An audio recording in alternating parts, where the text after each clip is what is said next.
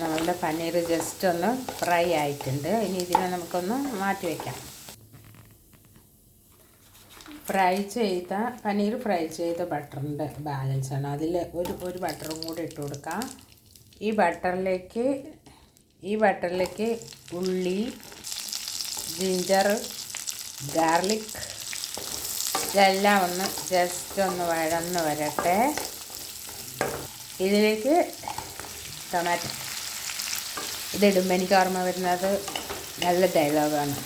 പുട്ടിൻറ്റു ചീനച്ചട്ടി, സവാള പുട്ടിൻറ്റു ചീനച്ചട്ടി, തക്കാളി, ഗാർലിക്, ജിഞ്ചർ വഴറ്റുക.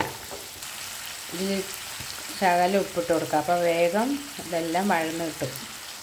ഇതിലേക്ക് കുറച്ച് കാഷ്യൂനട്ടും കൂടി ഇട്ട് കൊടുക്കുന്നുണ്ട്. അതിലേക്ക് ജീരകം, ഏലക്കായ്, പട്ട, ഗ്രാമ്പു, കച്ചകച്ച, പെരുംജീരകം എല്ലാം കൂടി ആഡ് ചെയ്യുന്നുണ്ട്. ഇതൊന്ന് നന്നായി നമുക്ക് വഴറ്റിയെടുക്കാം. എന്നിട്ട് ഇത് ചൂടാറുമ്പോൾ മിക്സിയിലിട്ട് നന്നായിട്ടൊന്ന് അടിച്ചെടുക്കാം.